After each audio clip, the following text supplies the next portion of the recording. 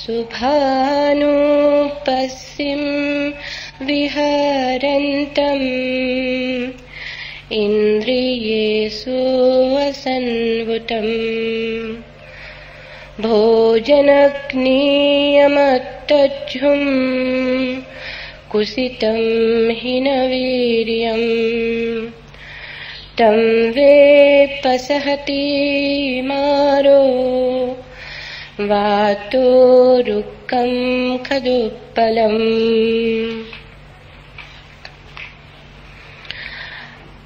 अशुभानुपस्सिन्नम् विहरन्तम् इन्द्रियेषु सुसन्वुतम् भोजनग्नी च मतन्धुं सत्थं आराधवीर्यम् तं वेन्नपसहति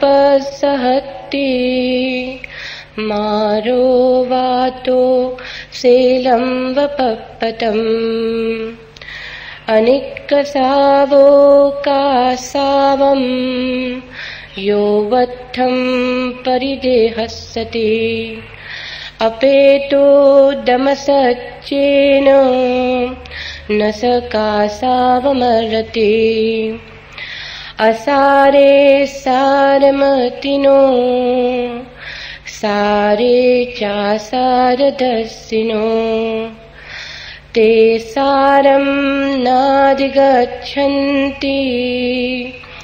मिच्छा संकप्पगोचरा सारञ्जज सारतो छत्वा असारञ्ज सारतो ते सारम् अधिगच्छन्ति समासङ्गप्पगोचरा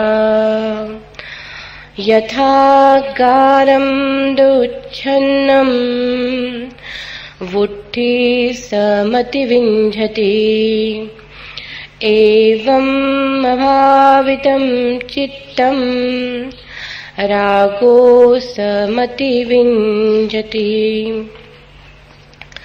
यथा गारं सुच्छन्नं वुट्ठी न समविञ्जति एवं सुभावितं चित्तं रागो न समतिविञ्जति।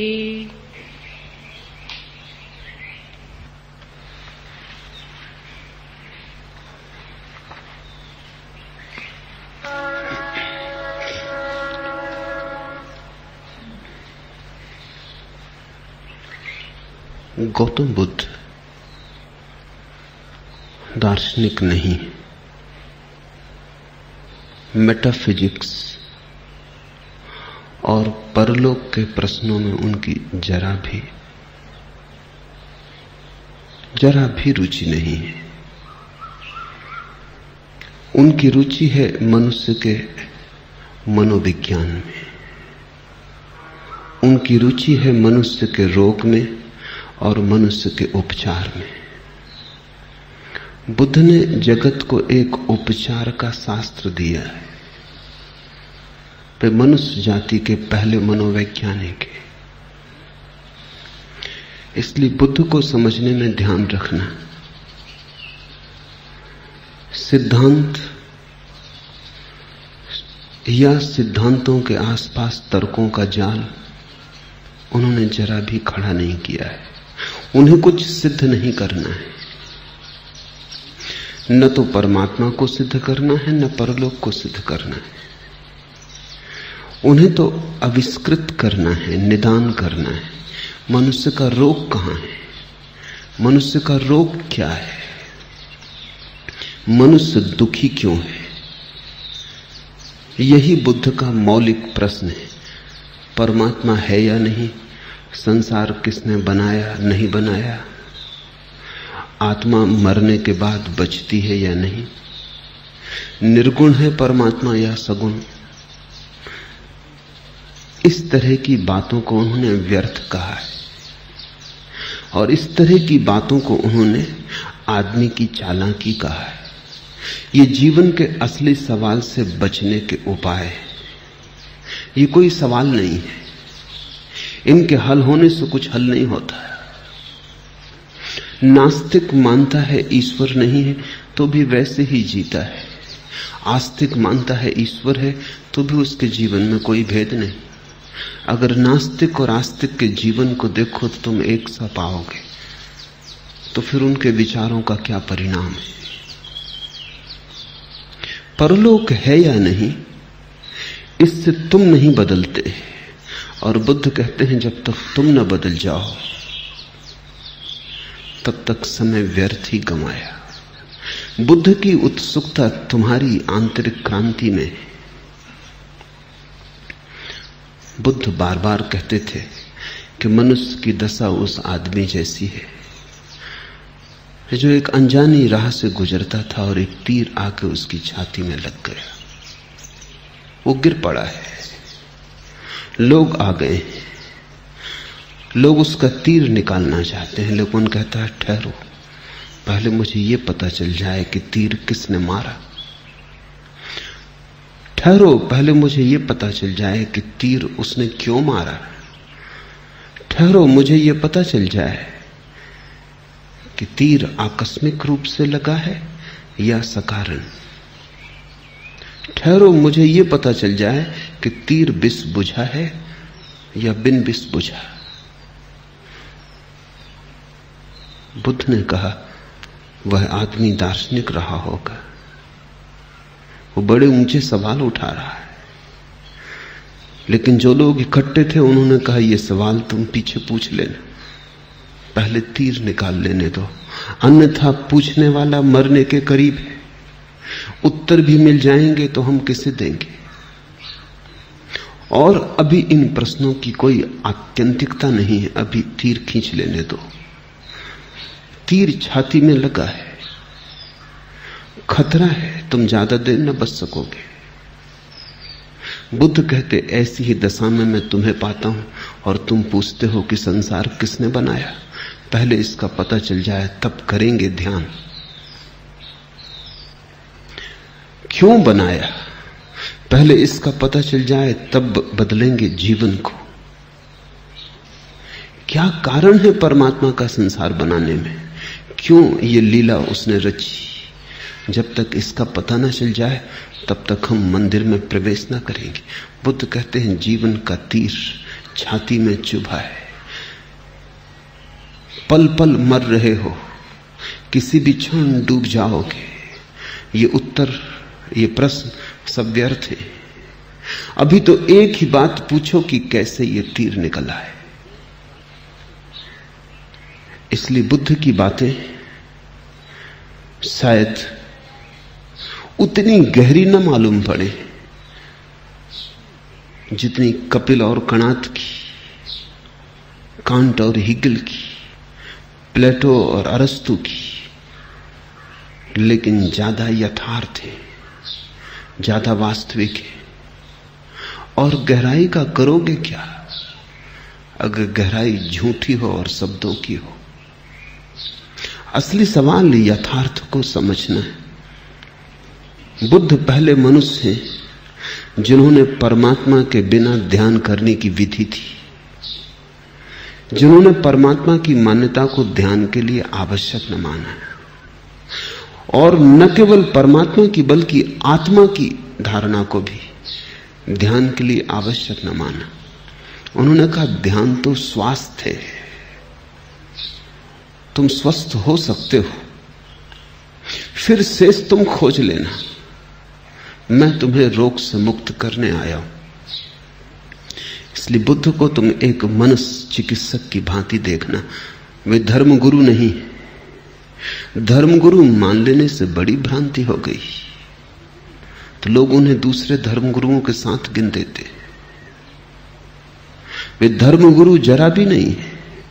कहीं परमात्मा की धारणा के बिना कोई धर्म हो सकता है, कहीं आत्मा की धारणा के बिना कोई धर्म हो सकता है। तत्व की तो कोई बुद्ध ने बात ही नहीं की, तथ्य की बात की। उन जैसा यथार्थवादी खोजना मुश्किल है। और उन्होंने मनुष्य की असली तकलीफ को पकड़ा और कहा यह तकलीफ सुलझ सकती। उन्होंने 4 आर्य सत्यों की घोषणा की कि मनुष्य दुखी है। इसमें किसको संदेह होगा? इसका कौन विरोध करेगा? मनुष्य दुखी है। मनुष्य के दुख का कारण है। ठीक बुद्ध वैसे ही बोलते हैं जैसा वैज्ञानिक बोलता है, दुख का कारण है। क्योंकि अकारण कैसे दुख होगा? पैर में पीड़ा हो तो कांटा लगा होगा, सिर दुखता हो तो कारण होगा। पीड़ा है तो अकारण कैसे होगी? पीड़ा का कारण है। तो बुद्ध ने कहा पहला आर्य सत्य कि मनुष्य दुख में है, दूसरा आर्य सत्य कि दुख का कारण है, और तीसरा आर्य सत्य कि दुख के कारण को मिटाया जा सकता है, और चौथा आर्य सत्य कि एक ऐसी भी दशा है जब दुख नहीं रह जाता। बुद्ध ने यह भी नहीं कहा कि वहां आनंद होगा, क्योंकि वो कहते हैं व्यर्थ की बातों को क्यों करना। इतना ही कहा वहां दुख नहीं होगा। आनंद को तुम समझोगे कैसे? आनंद तुमने जाना नहीं। वो शब्द थोथा है, अर्थहीन है। तुम उसमें जो अर्थ भी डालोगे वो वही होगा जो तुमने जाना है। तुम अपने सुख को ही आनंद समझोगे, उसको थोड़ा बड़ा कर लोगे, करोड़ गुना कर लोगे, लेकिन वो मात्रा का भेद होगा, गुण का ना होगा। और आनंद गुणात्मक रूप से भिन्न है। वो तुम्हारा सुख बिल्कुल नहीं है, वो तुम्हारा दुख भी नहीं है, सुख भी नहीं। तो बुद्ध ने कहा उसकी बात कैसे करें? उसकी बात ही करनी उचित नहीं। इतना ही कहा कि दुख निरोध हो जाएगा। तुमने जिसे दुख की तरह जाना है वो वहां नहीं होगा। बीमारी नहीं होगी। स्वास्थ्य क्या होगा वो तुम स्वयं स्वाद ले लेना और जान लेना। और जिन्होंने भी स्वाद लिया उन्होंने कहा नहीं। गूंगे का गुड़ है। ये जो बुद्ध के वचन हैं उनके मनोविज्ञान की आधारशिलाएं। विषय रस में शुभ देखते हुए विहार करने वाले, इंद्रियों में असंयत, भोजन में मात्रा न जानने वाले, आलसी और अनुद्यमी पुरुष को मार वैसे ही गिरा देता है जैसे आंधी दुर्बल वृक्ष को।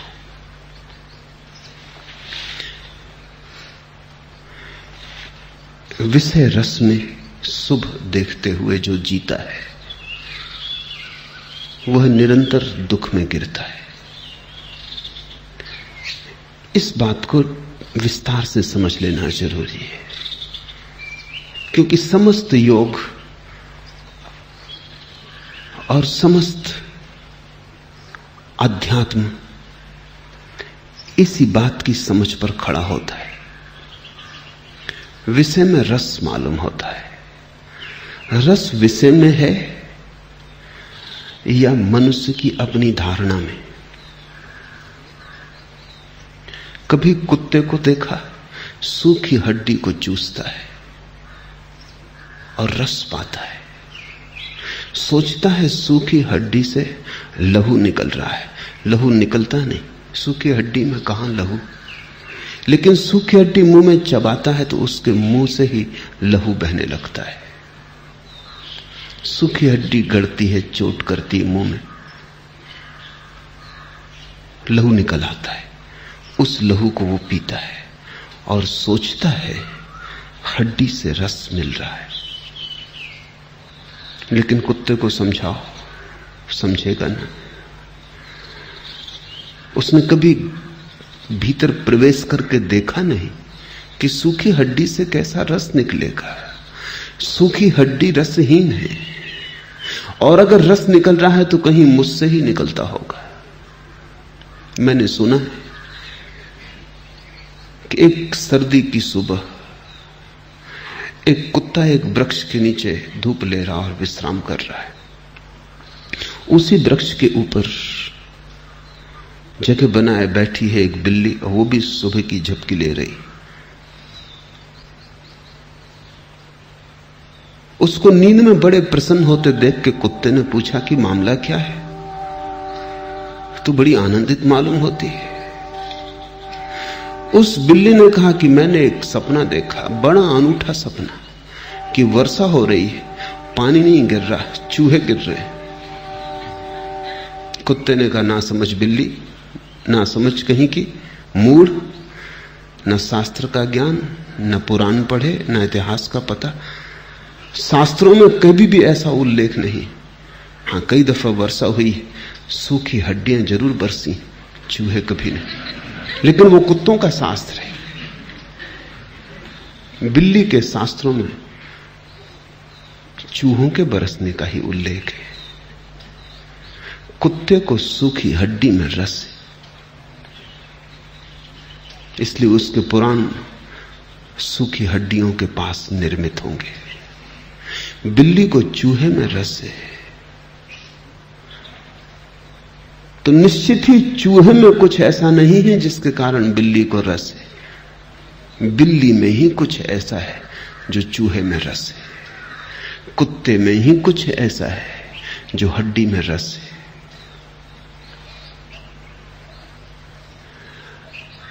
हमारी वृत्ति में कहीं रस का कारण है, विषय वस्तु में नहीं। ये पहला विश्लेषण। मैं पढ़ रहा था, दूसरे महायुद्ध में एक घटना घटी। बर्मा के जंगलों में सिपाहियों का एक जत्था, सैनिकों का एक जत्था जूझ रहा है युद्ध में। महीनों हो गए, उन युवकों ने स्त्री की शक्ल नहीं देखी। और एक दिन दोपहर को एक तोता उड़ा, जोर से कहता हुआ कि बड़ी सुंदर युवती है, अत्यंत सुंदर युवती है। सैनिकों ने अपनी बंदूकें रख दी। बहुत दिन हुए स्त्री नहीं देखी, और तोता कह रहा है तो वो सब तोते का पीछा करते हुए भागे कि कहां जा रहा है। और जब वो पहुंचे परेशान झाड़ियों को पार करके, तो वहां कोई स्त्री न थी, एक मादा तोता जिसकी वो तोता खबर कर रहा था। उन्होंने अपना सिर पीट लिया कि कहां इस नासमझ की बातों में पड़े। लेकिन तोते का रस मादा तोते में है। तुम्हें कोई रस नहीं मालूम होता मादा तोते में। मादा तोते में कोई रस है भी नहीं, वो तो नर तोते की धारणा में। पुरुष को स्त्री में रस मालूम होता है, स्त्री को पुरुष में रस मालूम होता है। वो रस बाहर नहीं, वो तुम्हारी भाव दशा में, वो तुम में है। बुखार के बाद स्वादिष्ट से स्वादिष्ट भोजन में स्वाद नहीं मालूम होता। तुम्हारी जीभ ही बदल गई है। तुम्हारे जीभ में स्वाद लेने की जो क्षमता है वही नहीं रही है। भोजन में थोड़ी स्वाद होता है, स्वाद तुम्हारी जीभ की क्षमता है। जब तुम स्वस्थ होते हो स्वाद होता है, जब अस्वस्थ होते हो स्वाद खो जाता है। जीवन का जो रस है वो वस्तु में और विषय में नहीं है, वो स्वयं तुम में है। और जब तक तुम उसे विषय में देखोगे तब तक तुम गलत मार्ग पर भटकते रहोगे, क्योंकि तुम विषय का पीछा करोगे। जब तुम देखोगे कि वो रस मुझ में ही है, वो मैंने ही डाला है वस्तु में, वो मैंने ही प्रक्षेपित किया है, वो रस मैंने ही आरोपित किया है, उसी दिन तुम्हारे जीवन में क्रांति शुरू हो जाएगी। तब रस को खोजना हो तो अपने भीतर गहरे जाओ। अब बाहर जाने की कोई जरूरत न रही। दुनिया में दो ही तरह की यात्राएं हैं, एक बाहर की यात्रा है। अधिक लोग उसी यात्रा पर जाते हैं क्योंकि उनको दिखता है कि रस बाहर है, हड्डियों में रस मालूम होता है। फिर कुछ लोग जाग जाते हैं और उन्हें दिखाई पड़ता है बाहर तो रस नहीं है, रस मैं ही डालता हूं, मैं ही डालता हूं और मैं ही अपने को भरमा लेता हूं।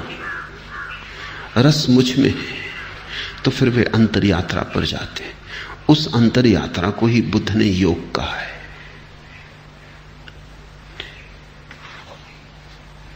विषय रस में शुभ देखते हुए विहार करने वाले इंद्रियों में असंयत, और जब तुम विषय रस में देखोगे रस, विषय में देखोगे रस, तब तुम्हारी इंद्रियां अपने आप असंयत हो जाएंगी, क्योंकि मन चाहता है भोग लो, जितना ज्यादा भोग सको, कुछ चूक ना जाए। समय भागा जाता है, जीवन चुका जाता है, मौत करीब आती चली जाती है, कुछ छूट ना जाए, कुछ ऐसा न रह जाए कि मन में पछतावा रहे कि भोग ना पाए। तो भोग लो, ज्यादा से ज्यादा भोग लो। उस ज्यादा की दौड़ से असंयम पैदा होता है। आंख थक जाती है तो भी तुम रूप को देखे चले जाते हो,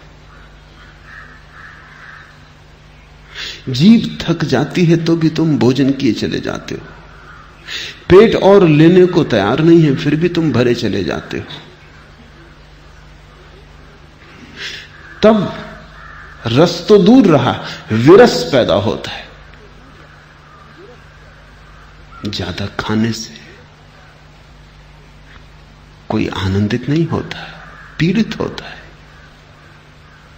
ज्यादा देखने से आंखें सौंदर्य से नहीं भरती, सिर्फ थक जाती, धूमिल हो जाती। ज्यादा दौड़ने से, धन वस्तुएं इकट्ठी करने से भीतर एक तरह की रिक्तता बढ़ती जाती है, कुछ भराव नहीं आता। लेकिन मरते दम तक, आखिरी क्षण तक आदमी भोग लेना चाहता है। मैंने सुना है, हाथ को जुम्बिश नहीं, आंखों में तो दम है। रहने दे अभी सागर और मीना मेरे आगे, मर रहे हो, हाथ नहीं हिल सकता, हाथ को जुम्बिश नहीं, आंखों में तो दम है, अभी देख तो सकता हूं, इसलिए शराब की प्याली को मेरे सामने से मत हटाओ। हाथ बढ़ा के पी भी नहीं सकता।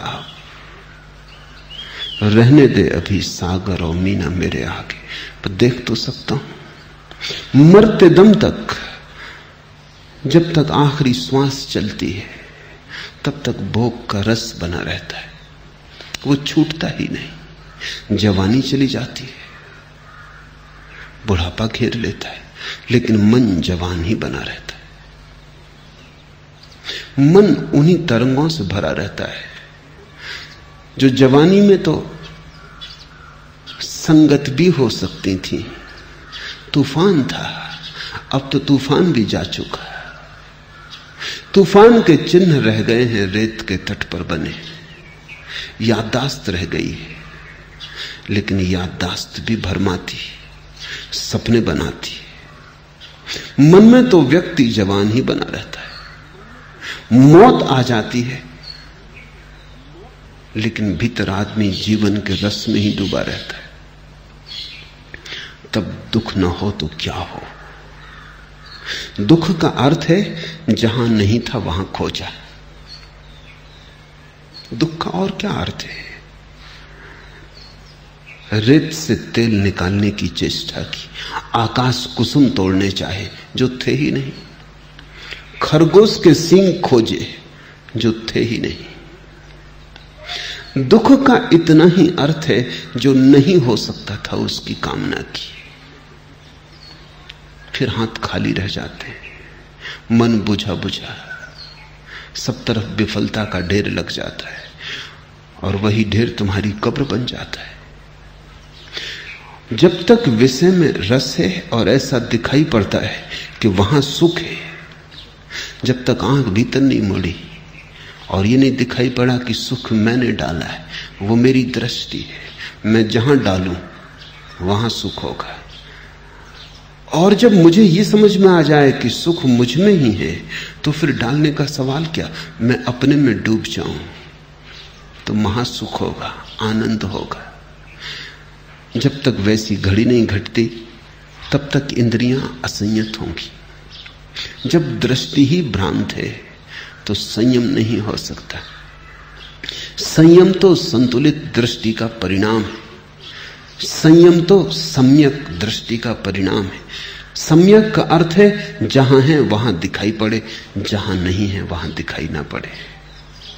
तो फिर खोज सार्थक हो जाती, तो उपलब्धि होती, तो सिद्धि होती, तो जीवन में सुख के फूल लगते, तो आनंद का अहोभाव पैदा होता है। विषय रस में सुख देखते हुए विहार करने वाले, इंद्रियों में असंयत, भोजन में मात्रा न जानने वाले, आलसी और अनुद्यमी पुरुष को मार वैसे ही गिरा देता है जैसे आंधी दुर्बल वृक्ष को। मार बुद्ध का शब्द है काम वासना के देवता के लिए। ये शब्द बड़ा अच्छा है, ये राम का बिल्कुल उल्टा है।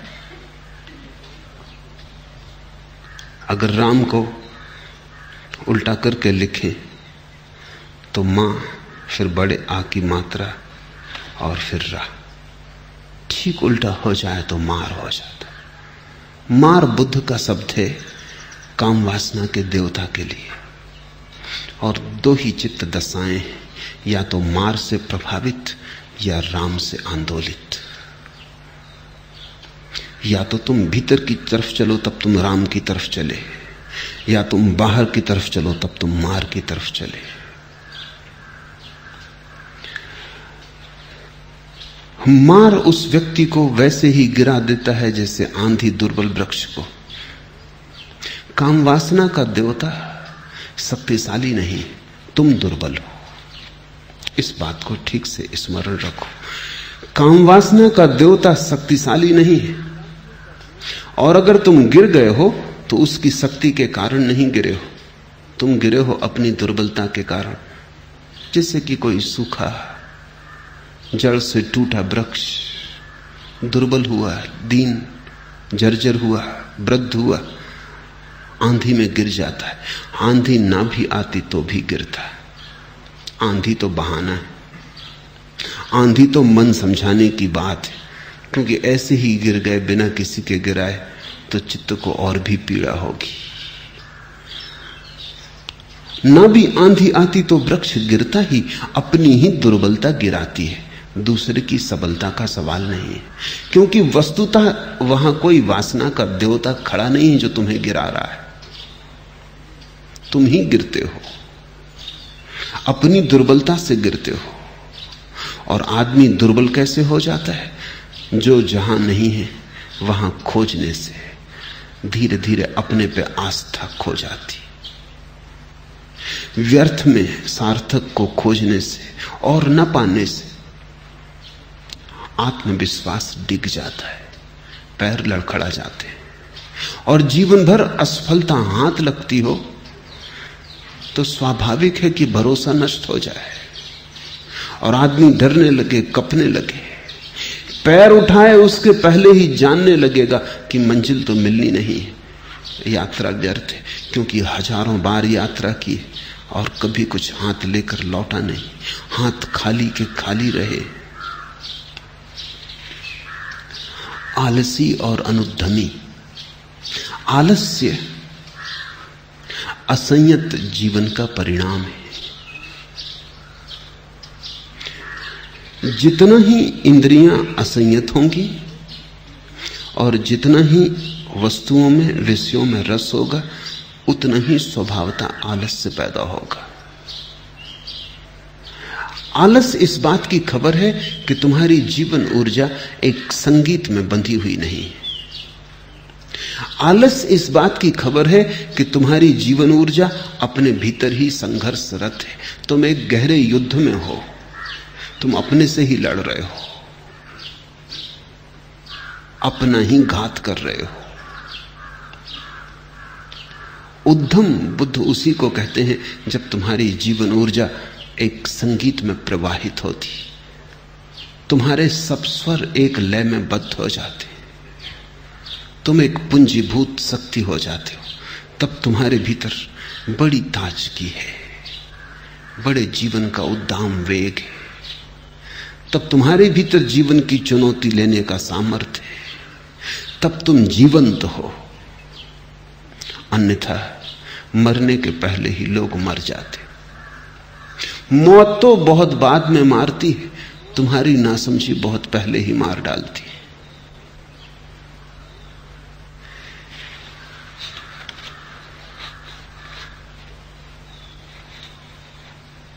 विषय रस में अशुभ देखते हुए विहार करने वाले, इंद्रियों में संयत, भोजन में मात्रा जानने वाले, श्रद्धावान और उद्यमी पुरुष को मार वैसे ही नहीं दिखाता जैसे आंधी सैल पर्वत को। आंधी आती है, जाती है, कोई हिमालय उससे दिखता नहीं,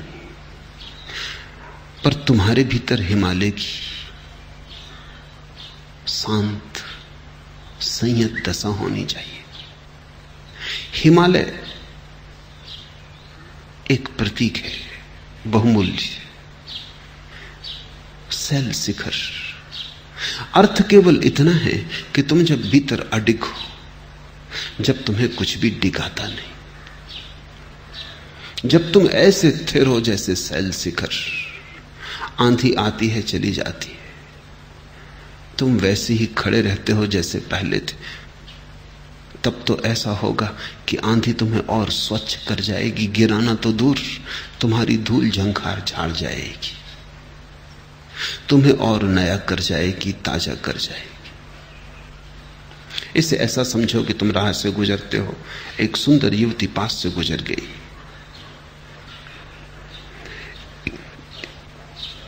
इस सुंदर युवती में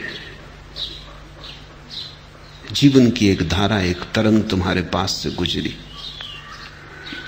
अगर तुम्हारी ऐसी भ्रांति चित्त की दशा है कि रस विषय में है, तो तुम कब चाहोगे? तो ये स्त्री का गुजर जाना या पुरुष का गुजर जाना तुम्हें ऐसे कपा जाएगा जैसे कि कोई सूखे मरते हुए वृक्ष को आंधी कपा जाए, गिरने गिरने को हो जाए या गिर ही जाए। तब तुम पाओगे कि ये घटना दुर्भाग्यपूर्ण हो गई। लेकिन अगर तुम संयत हो, अगर तुम शांत हो, अगर तुम मौन हो और अडिग हो, अगर ध्यान की तुम्हारे जीवन में थोड़ी सी भी किरण उतरी, अगर तुमने थोड़ा सा भी जाना है कि चैतन्य का शांत हो जाना क्या है, तुमने अगर अपने भीतर बैठने और खड़े होने की कला थोड़ी सी भी सीखी है, और उस घड़ी में जब एक सुंदर युवती पास से निकली या एक सुंदर युवक पास से निकला, अगर तुम अपने भीतर ध्यान में खड़े रहे, तो तुम पाओगे कि उस स्त्री का सौंदर्य, वो जीवन की धारा तुम्हें निखार गई, तुम्हें ताजा कर गई, तुम्हें प्रफुल्लित कर गई। जैसे आंधी निकल गई हो और वृक्ष पर जमी हुई धूल वर्षों की झड़ गई हो, वृक्ष और ताजा हो गया। जीवन को देखने के ढंग पर सब कुछ निर्भर है। अगर तुम्हारे देखने का ढंग गलत है तो जीवन तुम्हारे साथ जो भी करेगा वो गलत होगा। तुम्हारा देखने का ढंग सही है तो जीवन तो यही है, कोई और दूसरा जीवन नहीं है। लेकिन तब तुम्हारे साथ जो भी होगा वही ठीक होगा। बुद्ध भी इसी पृथ्वी से गुजरते हैं, तुम भी इसी पृथ्वी से गुजरते हो। यही चांद तारे हैं, यही आकाश है, यही फूल है। लेकिन एक के जीवन में रोज पवित्रता बढ़ती चली जाती, एक रोज रोज निर्दोष होता चला जाता है, निखरता चला जाता है, और दूसरा रोज रोज दबता चला जाता है, बोझिल होता जाता है, धूल से भरता जाता है, अपवित्र होता जाता है, गंदा होता जाता है। मृत्यु जब बुद्ध को लेने आएगी तो वहां तो पाएगी मंदिर की पवित्रता, वहां तो पाएगी मंदिर की धूप, मंदिर के फूल, वहां तो पाएगी एक कुंवारापन जिसको कुछ भी विकृत न कर पाया। जैसा कबीर ने कहा है, ज्यों की त्यों धर दीनी चदरिया। तो बुद्ध तो चादर को वैसा का वैसा रख देंगे। मुझे तो लगता है कबीर ने जो कहा वो थोड़ा अंडर स्टेटमेंट है। वह अतिशयोक्ति तो है ही नहीं। सत्य को भी बहुत धीमे स्वर में कहा है कि मेरी दृष्टि ऐसी है कि जब बुद्ध चादर को लौटाएंगे तो वो और भी पवित्र होगी, उससे भी ज्यादा पवित्र होगी जैसी उन्होंने पाई थी। होनी ही चाहिए, क्योंकि जैसे अपवित्रता बढ़ती है और विकासमान है, वैसे ही पवित्रता भी बढ़ती है और विकासमान है। जो पवित्रता बुद्ध को बीज की तरह मिली थी, बुद्ध उसे एक बड़े वृक्ष की तरह लौटाएंगे। जीसस एक कहानी कहते थे कि एक बाप चिंतित था। 3 उसके बेटे थे और बड़ा उसके पास धन, बड़ी समृद्धि थी। कुछ तय न कर पाता था किस बेटे को मालिक बनाए। तो उसने एक तरकीब की। उसने 3 बेटों को बुलाया और 3 बेटों को समान मात्रा में फूलों के बीज दिए और कहा कि मैं तीर्थ यात्रा को जा रहा हूं, इनको तुम संभाल के रखना। जब मैं वापस आऊं तो मुझे वापस लौटा देना, और ध्यान रहे इस पे बहुत कुछ निर्भर है, इसलिए लापरवाही मत करना। ये बीज ही नहीं है तुम्हारा भविष्य। बाप 3 वर्ष बाद वापस लौटा। बड़े बेटे ने सोचा कि इन बीज को कहां संभाल कर रखेंगे, सड़ जाएंगे, और कुछ कंबड़ हो गए, झंझट होगी, और बाप कह गया तुम्हारा भविष्य। तो उसने सोचा यही उचित होगा कि इनको बाजार में बेच दिया जाए। पैसे को संभाल के रखना आसान होगा, फिर जब बाप लौटेगा फिर बाजार से खरीद के बीज उसको लौटा देंगे। ये बात ठीक गणित की थी। दूसरे बेटे ने सोचा कि कैसे संभाला जाए, बीज कहीं खो न जाए, कुछ कमी ना हो जाए, सड़ न जाए, कुछ गड़बड़ ना हो जाए, और फिर जो बीज दिए हैं कहीं बाप उन्हीं की जिद ना करे, तो बेचना तो उचित नहीं है। और जब उसने कहा भविष्य इन पर निर्भर है, तो उसने एक तिजोरी में सब बीजों को बंद करके ताला लगा के चाबी संभाल के रख ली। तीसरे बेटे ने बीजों को जाके बो दिया बगीचे में, क्योंकि बीज कहीं तिजोरी में संभाले जाते हैं, और बाप ने जो अमानत दी है वो कोई बाजार में बेचने की बात है। फिर खरीद के भी लौटा देंगे तो वे वही बीज तो ना होंगे, और बीज तो विकासमान है, उसको संभाल के रखने में तो या तो वो सड़ेगा, खराब होगा, और एक बीज तो करोड़ बीज हो सकता है। जब पिता लौटेंगे तब तक और बहुत बीज लग जाएंगे।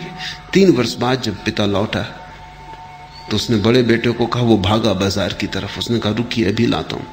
वो बाजार से बीज खरीद लाया, ठीक उसी मात्रा में थे, लेकिन बाप ने कहा ये मेरे बीज नहीं, जो मैंने दिए थे वो तुमने कहीं गंवा दिए, ये कोई और बीज होंगे, लेकिन जो मैंने तुम्हें संभालने को दिए थे वे कहां हैं।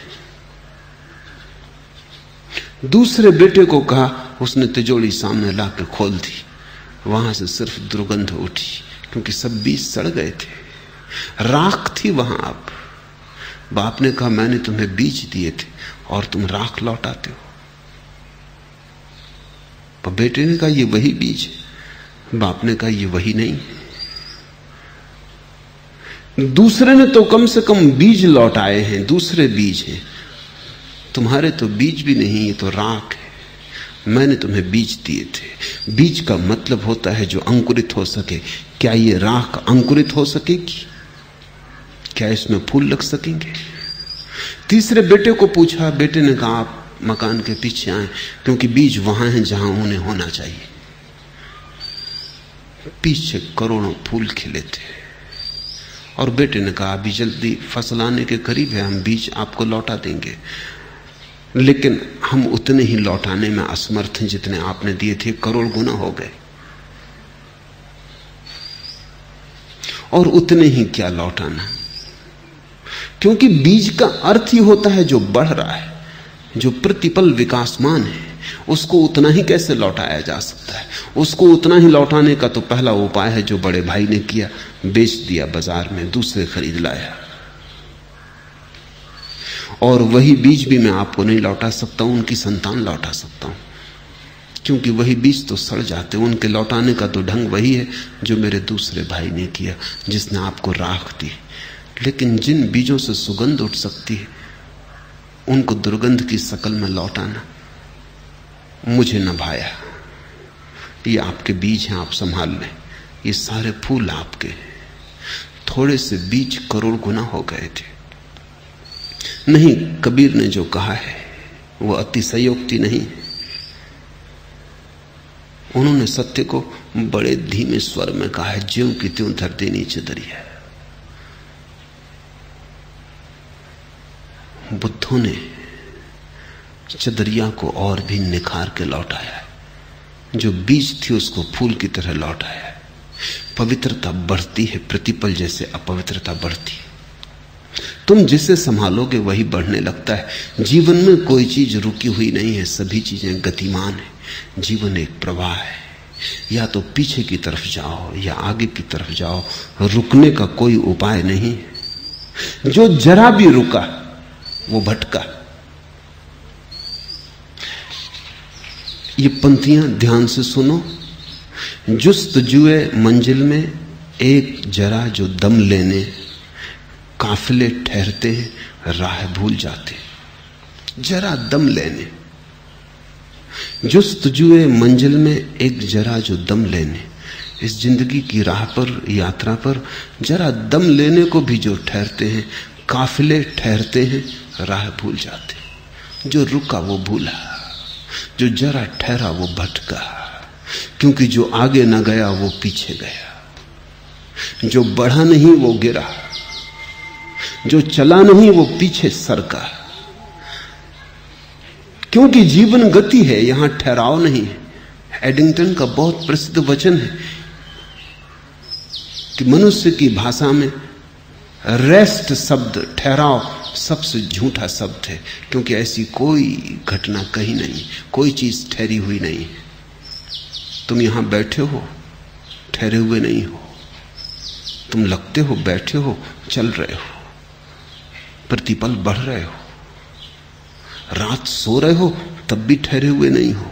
बिस्तर पर भी हजारों प्रक्रियाएं चल रही। तुम्हारा जीवन गतिमान है। रात भी नदी बह रही है, सुबह भी नदी बह रही है, दिन भी नदी बह रही है। अंधेरा हो कि उजेला, आकाश में बादल घिरे हों कि आकाश खुला हो, नदी बह रही। वैज्ञानिक कहते हैं कि रात सोते समय भी तुम्हारा मस्तिष्क पूरा काम कर रहा है, सीना पूरा काम कर रहा है, श्वास चल रही है, शरीर में खून शुद्ध किया जा रहा है, भोजन पचाया जा रहा है। तुम बूढ़े हो रहे हो, जवान हो रहे हो, कुछ घट रहा है। रुकाव जैसी कोई चीज नहीं। पत्थर भी ठहरा हुआ नहीं, क्योंकि पत्थर भी रेत होने के रास्ते पर आगे बढ़ा जा रहा है। आज पत्थर है, कल रेत हो जाएगा। कुछ भी ठहरा हुआ नहीं। ठहराव झूठ है, ठहराव भ्रांति है, गति सत्य है। बुद्ध ने तो गति को इतने आत्यंतिक ऊंचाई पर उठाया कि बुद्ध ने कहा कि जहां भी तुम्हें कोई चीज ठहरी हुई मालूम पड़े वहीं समझ लेना झूठ है। इसलिए बुद्ध ने परमात्मा शब्द का उपयोग नहीं किया, क्योंकि परमात्मा शब्द में ही ठहराव मालूम होता है। परमात्मा का मतलब है जो हो चुका और अब नहीं हो सकता है, जिसमें कोई गति नहीं। परमात्मा में गति कैसे होगी? क्योंकि गति तो अपूर्ण में होती है, पूर्ण में कैसी गति? वो तो है ही वही जो होना चाहिए, अब उसमें कुछ और हो नहीं सकता। परमात्मा बूढ़ा नहीं हो रहा, ज्यादा ज्ञानी नहीं हो रहा, अज्ञानी नहीं हो रहा, पवित्र नहीं हो रहा, अपवित्र नहीं हो रहा। बुद्ध ने कहा ऐसी कोई चीज है ही नहीं। बुद्ध ने कहा है शब्द झूठ है, होना शब्द सत्य है। जब तुम कहते हो पहाड़ है तो बुद्ध कहते हैं ऐसा मत कहो पहाड़ है, ऐसा कहो पहाड़ हो रहा है। बुद्ध के प्रभाव में जो भाषाएं विकसित हुई, जैसे बर्मी, जो कि बुद्ध धर्म के पहुंचने के बाद भाषा बनी, तो वहां है जैसा कोई शब्द नहीं है बर्मी भाषा में। जब पहली दफा बाइबल का अनुवाद किया बर्मी भाषा में तो बड़ी कठिनाई आई। गॉड इज, इसको कैसे अनुवाद करो? ईश्वर है, इसके लिए कोई ठीक ठीक रूपांतर बर्मी भाषा में नहीं होता। और जब रूपांतर करो तो उसका मतलब होता है गॉड इज बिकमिंग, ईश्वर हो रहा है, क्योंकि वो बुद्ध के प्रभाव में भाषा बनी है। बुद्ध ने कहा हर चीज हो रही।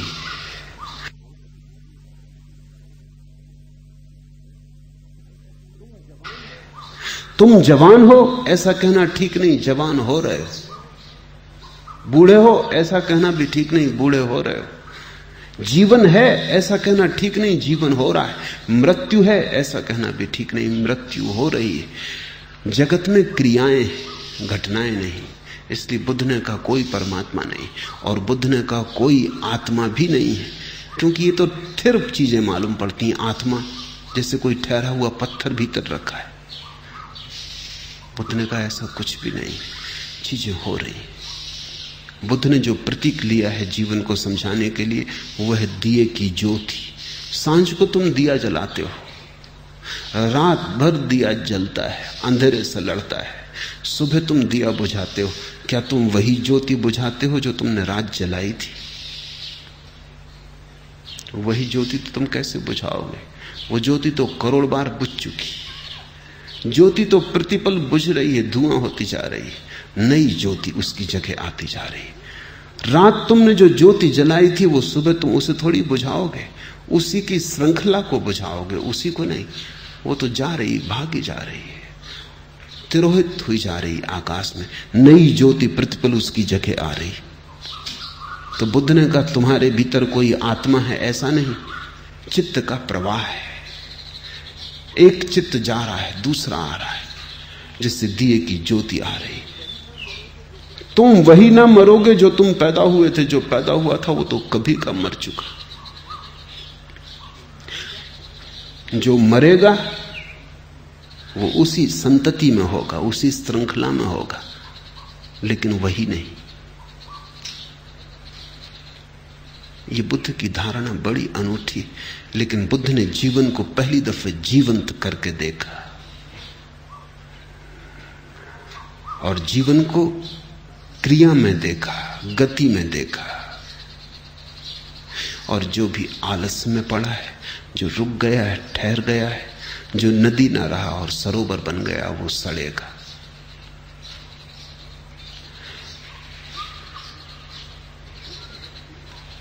विषय रस में अशुभ देखते हुए विहार करने वाले, इंद्रियों में संयत, भोजन में मात्रा जानने वाले, श्रद्धावान और उद्यमी पुरुष को मार वैसे ही नहीं टिकाता जैसे आंधी सैल पर्वत को। तुम्हारी निर्बलता और दुर्बलता का सवाल है। जब तुम हारते हो अपनी दुर्बलता से हारते हो, जब तुम जीतते हो अपनी सबलता से जीतते हो। वहां कोई तुम्हें हराने को बैठा नहीं है, इस बात को ख्याल में ले लो। शैतान है नहीं, मार है नहीं, तुम्हारी दुर्बलता का ही नाम है। जब तुम दुर्बल हो तब शैतान है, जब तुम सबल हो तब शैतान नहीं है। तुम्हारा भय ही भूत है, तुम्हारी कमजोरी ही तुम्हारी हार है। इसलिए ये जो हम बहाने खोज लेते हैं अपना उत्तरदायित्व किसी के कंधे पर डाल देने का, कि शैतान ने भटका दिया, कि क्या करें मजबूरी है, पाप ने पकड़ लिया। कोई पाप है कहीं जो तुम्हें पकड़ रहा है? तुमने भला पाप को पकड़ा हो, पाप तुम्हें कैसे पकड़ेगा? तो मार तो केवल एक काल्पनिक शब्द है, इस बात की खबर देने के लिए कि तुम जितने कमजोर होते हो उतना ही तुम्हारी कमजोरी के कारण, तुम्हारी कमजोरी से ही आविर्भूत होता है तुम्हारा शत्रु।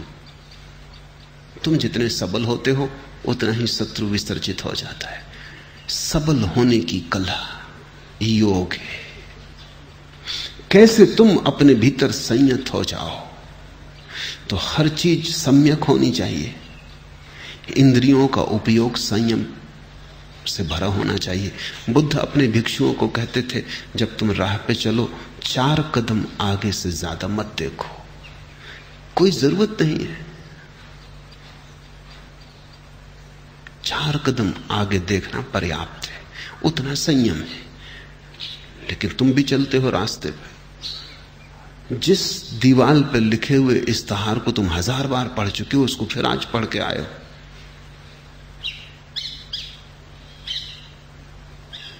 वो चाहे हिम कल्याण तेल हो या बंदर छाप काला दंत मंजन, उसको तुम कितनी बार पढ़ चुके हो, उसे तुम क्यों बार बार पढ़ रहे हो? तुम उसे पढ़ो ना बुद्ध की तरह। अगर तुम 4 कदम नीचे चलो तो दीवारें अपने आप साफ हो जाएं, लोग लिखना बंद कर दें। तुम पढ़ते हो इसलिए वो लिखते। तुम जब तक पढ़ते रहोगे तब तक वो लिखते रहेंगे, क्योंकि बार बार पढ़कर तुम्हारे मन में एक सम्मोहन पैदा होता है। बंदर छाप काला दंत मंजन, बंदर छाप काला दंत मंजन। जब तुम दुकान पर दंत मंजन खरीदने जाओगे, तुम्हें याद ही ना पड़ेगा तुम्हारे मुंह से कब निकल गया बंदर छाप काला दंत मंजन। तुम सोचते हो, सोच विचार के खरीद रहे हो। वो बार बार की पुनरुक्ति ने तुम्हें सम्मोहित किया।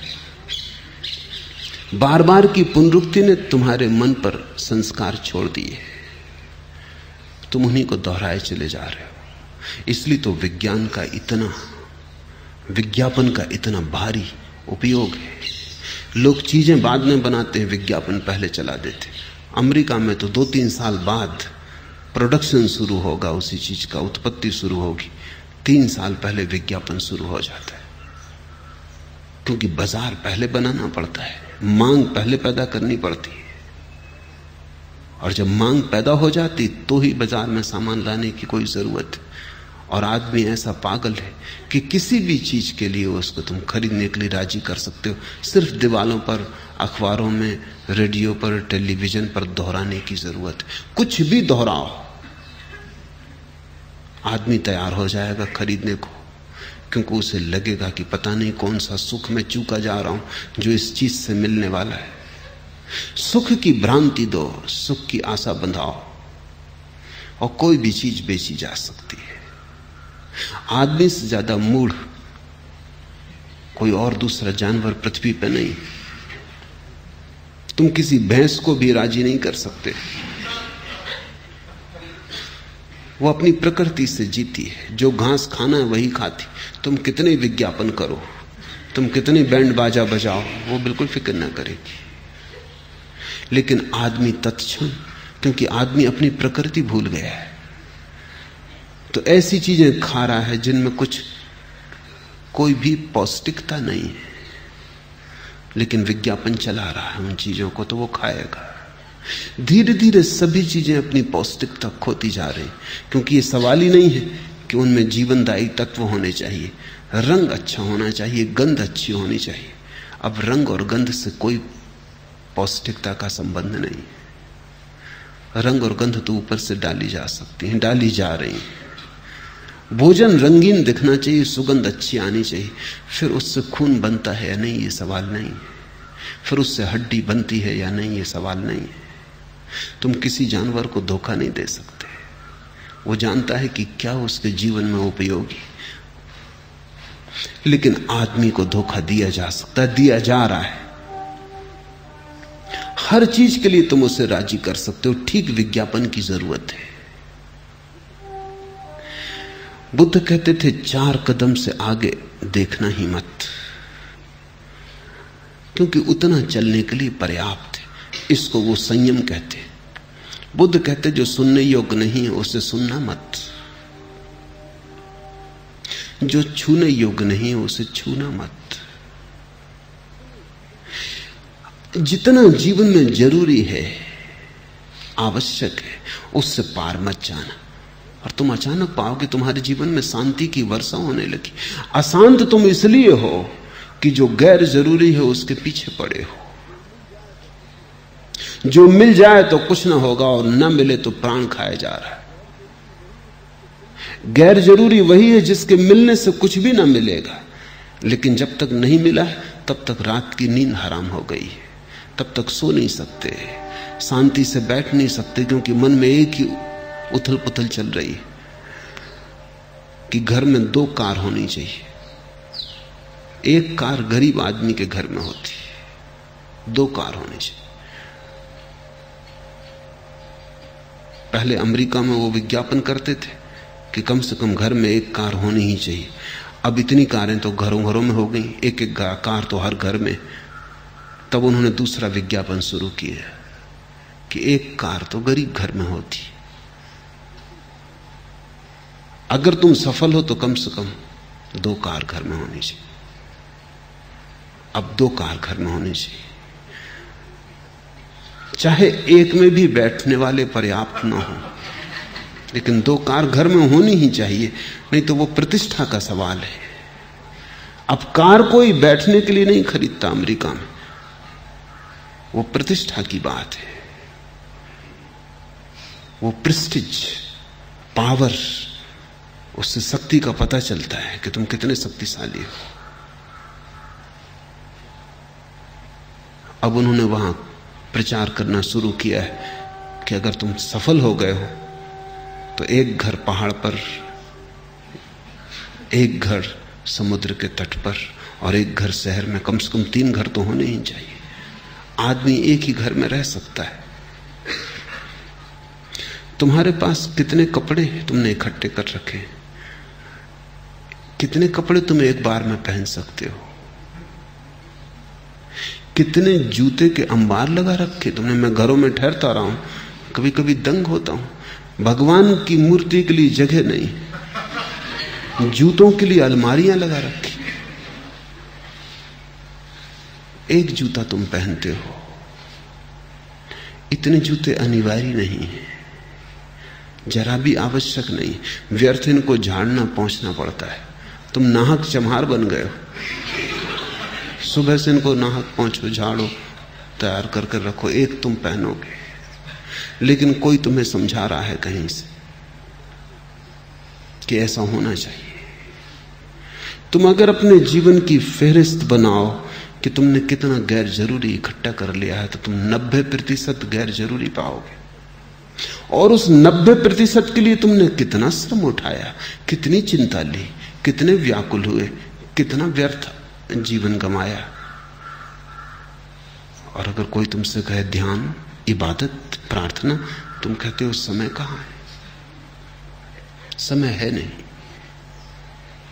समय होगा भी कैसे, क्योंकि व्यर्थ के लिए इतना समय दिया जा रहा है। बुद्ध ने कहा है, जिस व्यक्ति को भी यह समझ में आ गया कि विषयों के में रस नहीं है, वो संयत होने लगता, अपने आप संयत होने लगता है। तब उसका जीवन वासनाग्रस्त नहीं होता, आवश्यकता से निश्चित ही मर्यादित होता है, लेकिन वासना से ग्रस्त नहीं होता। आवश्यकता की सीमा है, वासना की कोई सीमा नहीं। वासना है एक तरह की विक्षिप्तता, आवश्यकता जीवन की जरूरत है। भोजन चाहिए, कपड़ा चाहिए, छप्पर चाहिए, एक आवश्यकता है, उतनी पूरी होनी चाहिए, और हर आदमी उसे पूरी कर लेता है। उसके कारण कोई चिंता नहीं है तुम्हारे भीतर। चिंता तुम्हारे भीतर उन चीजों के कारण है जो आवश्यक नहीं है, उन्हीं का तुम्हें रोग खाए जा रहा है। विषय रस में अशुभ देखते हुए विहार करने वाले, इंद्रियों में संयत, भोजन में मात्रा जानने वाले, श्रद्धावान और उद्यमी पुरुष को मार वैसे ही नहीं डिगाता जैसे आंधी सैल पर्वत को।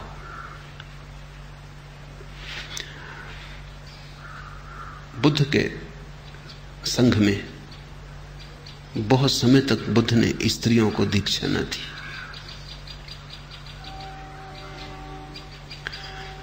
बहुत आग्रह करने पर और एक बड़ी अनूठी महिला कृषा गौतमी के अत्यंत निवेदन करने पर बुद्ध ने स्वीकार किया। लेकिन तब उन्होंने कुछ नियम बनाए। जब वो नियम बनाते थे तो उन्होंने भिक्षुओं से कई सवाल पूछे नियम बनाने के निमित्त, और आनंद ने बहुत से प्रश्न उठाए नियमों के संबंध में, ताकि सब नियम विस्तारपूर्ण हो जाएं। तो आनंद ने पूछा कि कोई भिक्षु अगर किसी स्त्री को मार्ग पर मिले या भिक्षुणी को मार्ग पर मिले तो क्या व्यवहार होना चाहिए? तो बुद्ध ने कहा, भिक्षुणी चाहे भिक्षु उम्र में उससे छोटा भी हो तो भी उसे प्रणाम करे। ये बात जरा बुद्ध के मुंह में जमती नहीं। महावीर ने भी यही नियम बनाया कि भिक्षुणी चाहे साध्वी, चाहे 70 साल की हो, चाहे दीक्षा लिए हो उसे 50 साल हो गए हो, और अभी कल के दीक्षित साधु के सामने भी आ जाए तो झुक के नमस्कार करे, साधु को ऊपर बिठाए, स्वयं नीचे बैठे। ये बात महावीर के मुंह में भी जमती नहीं, क्योंकि दोनों स्वतंत्रता के बड़े, समानता के बड़े परिपोषक थे। जैन और बौद्ध दोनों परेशान रहे कि कैसे इन बातों को छिपाया जाए, वो इनकी चर्चा नहीं उठाते।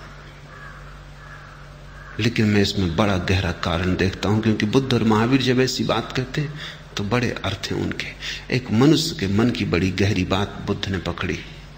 अगर कोई स्त्री पुरुष को सम्मान दे तो फिर पुरुष की वासना उसके प्रति बहनी मुश्किल हो जाती, कठिन हो जाती।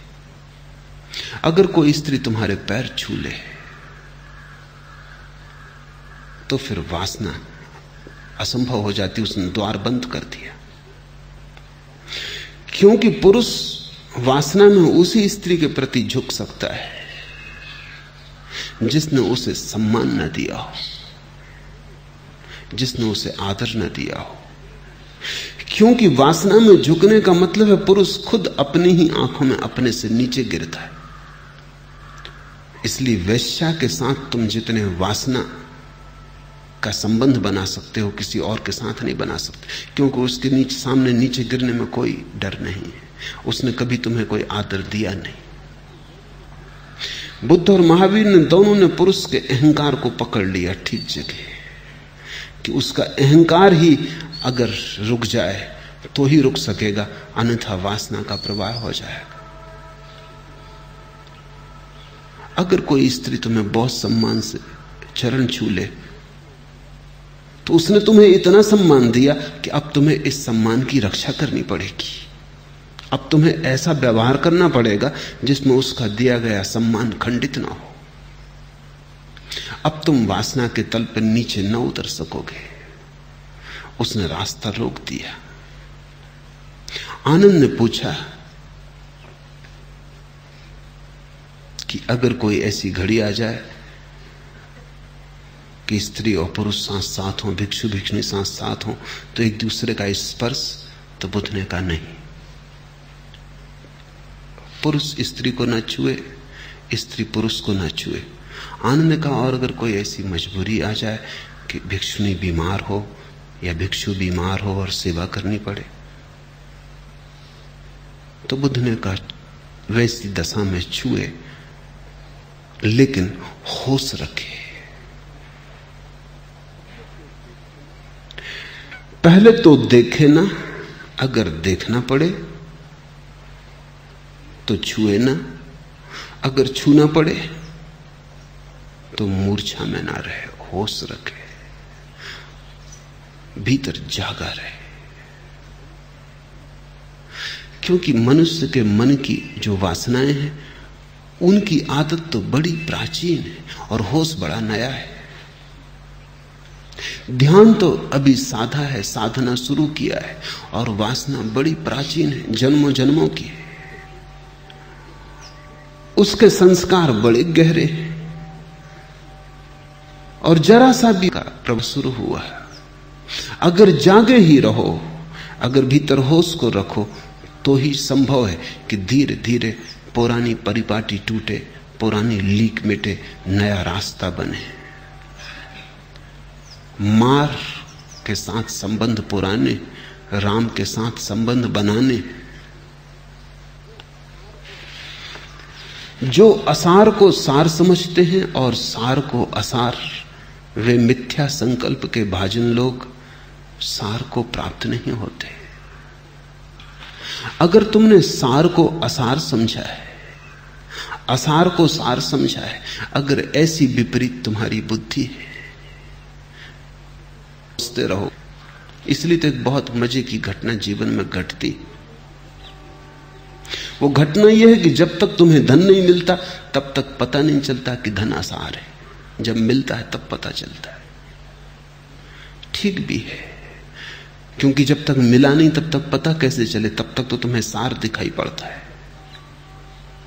जब मिल जाता है तब बड़ी मुश्किल खड़ी होती, क्योंकि जिसको सार मान के इतने दिन खोजा, इतना श्रम उठाया, इतनी स्पर्धा की, इतने जूझे, इतना जीवन गमाया, वो जब मिलता है तब अचानक तुम हैरान हो जाते हो कि सार तो कहीं भी नहीं।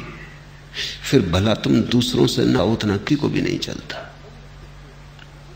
जिनको तुम पंडित कहते हो उनको जितने अपने अज्ञान का बोध होता है किसी को भी नहीं होता। कहें भला ना, कहने के लिए हिम्मत चाहिए, कहने के लिए बड़ा दुस्साहस चाहिए, क्योंकि कहने का मतलब यह होगा कि मैं अपने पूरे जीवन को व्यर्थ घोषित करता हूं कि अब तक मैंने जो खोजा, जो मैंने श्रम उठाया, वो 2 कौड़ी का साबित हुआ, मैं गलती में था। बड़ा मुश्किल होता है ये मानना कि मैं गलती में था, और सफलता के शिखर पर मानना तो अहंकार के बिल्कुल प्रतिकूल हो जाता है। लेकिन यही कथा है। असफल ही सोचता है कि सार होगा धन में, सार होगा पद में। जो पद पर देखने की क्षमता हो तो हर सफल आदमी में तुम असफलता को पाओगे, और हर आदमी की यश कीर्ति में तुम बड़ा संतप्त हृदय पाओगे, रोता हुआ हृदय पाओगे। मुस्कुराहटों में अगर झांकने की क्षमता आ जाए तो तुम छिपे हुए आंसू देख पाओगे।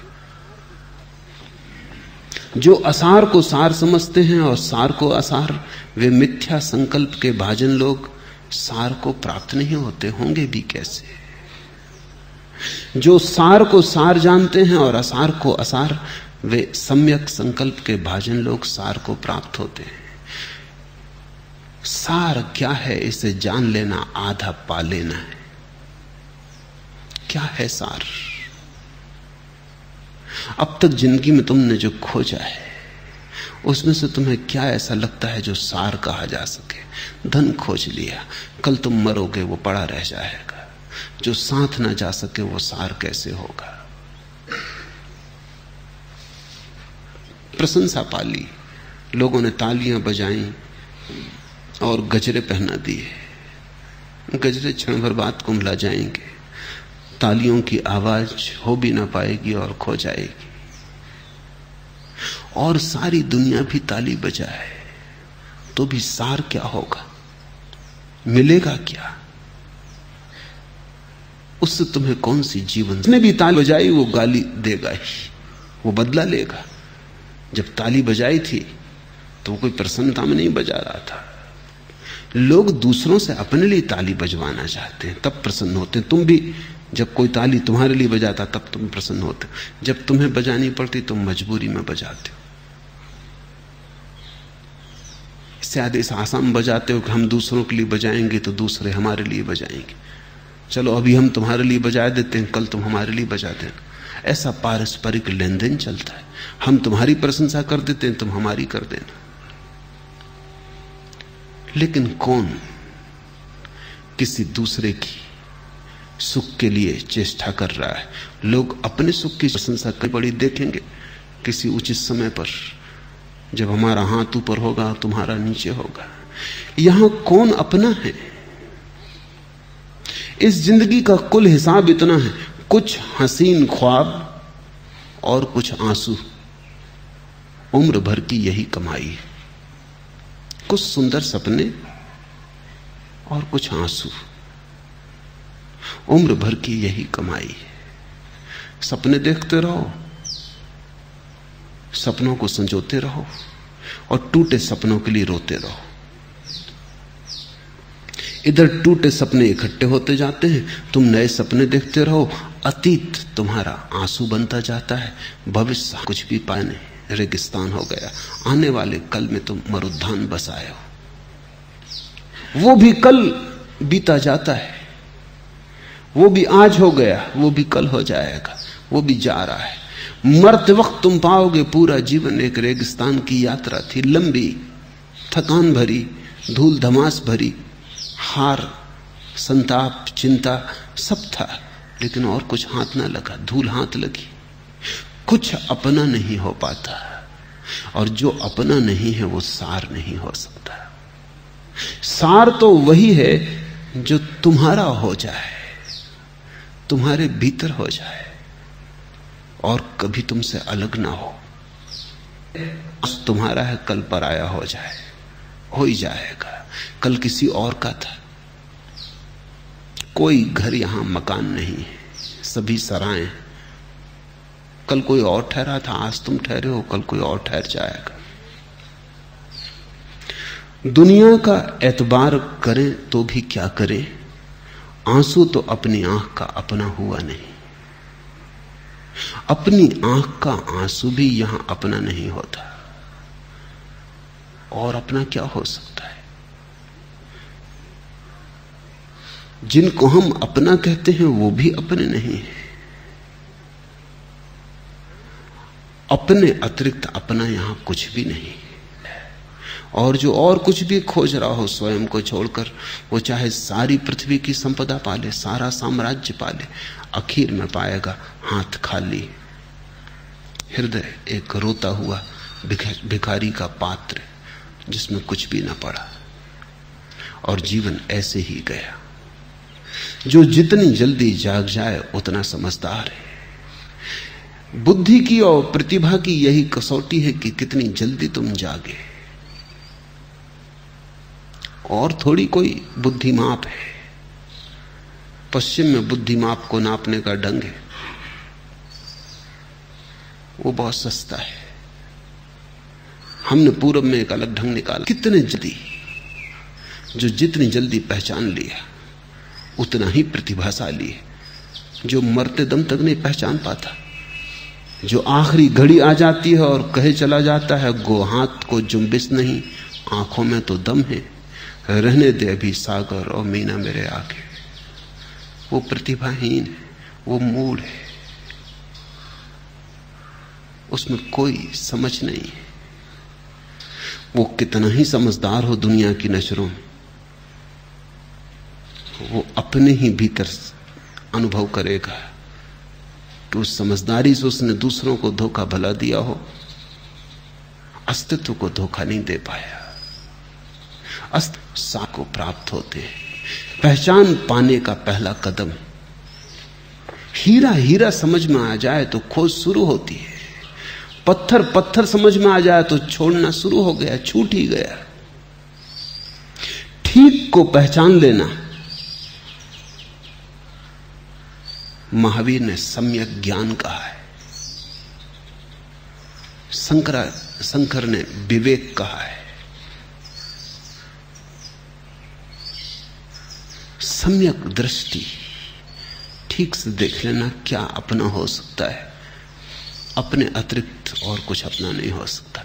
इसलिए वही खोजने योग्य है। जीसस ने कहा है तुम सारे संसार को पालो और खुद को पानी नहीं घुस पाता है, उसी प्रकार ध्यान भावना से युक्त चित्त में राग नहीं घुस पाता है। राग को तुम छोड़ ना पाओगे, ध्यान को जगाना पड़ेगा।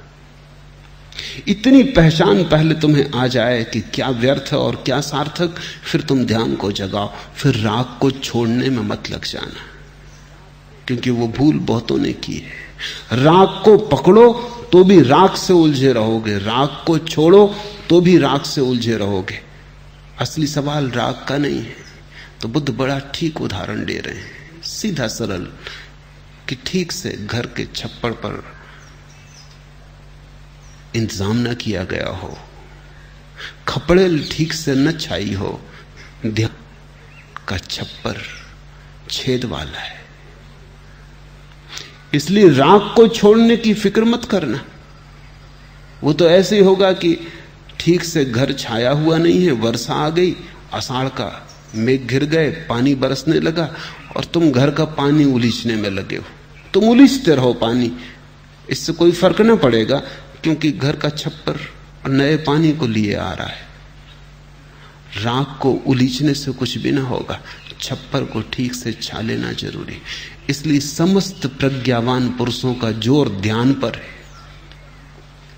और जो महात्मा तुम्हें साधारणता समझाते हैं कि राग छोड़ो, गलत समझाते हैं। वो तुमसे कह रहे हैं पानी उलीचो, फिर जो थोड़ा पानी बचा रह गया उसे बाहर कर देने में क्या अड़चन होने वाली है। ध्यान जो साध लेता है उसका राग अपने आप मिट जाता है। राग से जो लड़ता है उसका राग तो मिटता है नहीं, ध्यान भी साधना मुश्किल हो जाता है। मेरे पास रोज लोग आते हैं, वो कहते हैं किसी तरह क्रोध चला जाए। मैं उनसे कहता हूं तुम क्रोध की फिक्र मत करो, तुम ध्यान करो। वो कहते हैं ध्यान से क्या होगा, आप तो हमें क्रोध छोड़ने की तरकीब बता दें। ऐसे लोग भी आ जाते हैं, वो कहते हैं हमें ध्यान व्यान से कुछ लेना देना नहीं, हमारा तो मन अशांत है, ये भर शांत हो जाए। अब वो क्या कह रहे हैं उन्हें पता नहीं, अभी कोई प्रयोजन, बस मेरी चिंता मिट जाए। अब ये आदमी ये कह रहा है कि ये जो वर्षा का पानी घर में भर गया, ये भर ना भरे, मुझे खप्पड़ छाने नहीं, मुझे मोक्ष परमात्मा आत्मा से कुछ लेना देना नहीं। अब कुछ भी नहीं किया जा सकता, क्योंकि समझ ही नहीं रहा है कि बीमारी कहां है। धन छोड़ने में मत लगना, ध्यान को पाने में लगना, क्योंकि छोड़ने में जो शक्ति लगाओगे उतनी ही शक्ति से ध्यान पाया जा सकता है।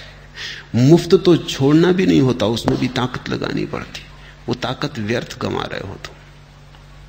पहला काम है घर के छप्पड़ को ठीक से छा लो।